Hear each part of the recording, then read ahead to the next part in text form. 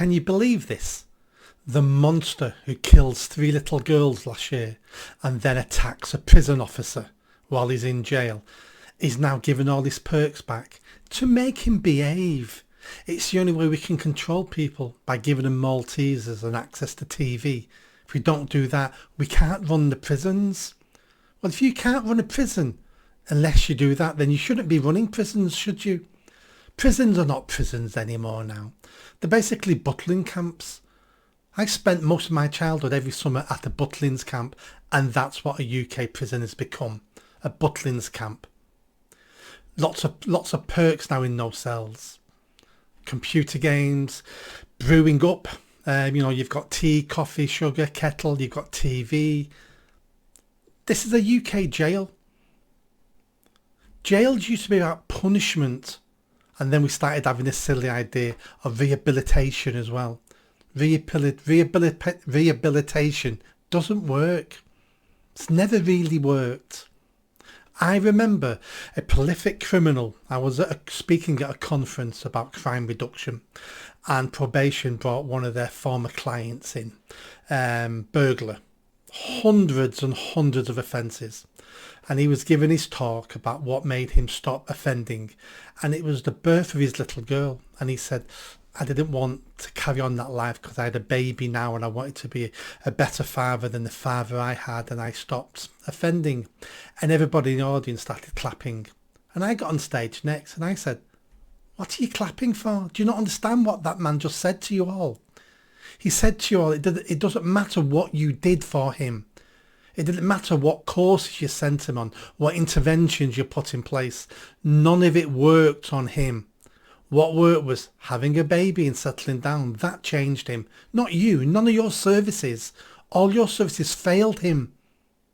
But they were clapping like seals. Isn't that a great story? No, it wasn't. For your service, it wasn't. And that's what's happening in our prison service now. Too many women involved. Oh, Nick, you're going about women again. Yes, I am. We shouldn't have women working in the male world, in a male sphere, and dealing with male criminals and male violent criminals. We shouldn't have women in there. Women can work in female prisons because you shouldn't have men in there for the same sort of reasons. But we have women now running prisons. They're too pink, they're too fluffy. I'm not saying they're all pink and fluffy, but even the ones who aren't pink and fluffy are still a little bit pink and fluffy compared to an old-fashioned man running a prison. Prisons need to be punishment. We should have people coming out of prison going, do you know what? I'm never going back in there. Never. Because it's horrendous. And prisons are costing us a fortune. Absolute fortune. Prisons should be making money for the state. We have nearly 100,000 people locked up. Most of them able-bodied.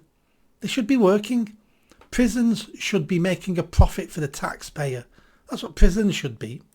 And then inside prisons, we need corporal punishment. You hit a prison guard, you get whipped. You punch someone else, you get whipped. You get put in solitary confinement.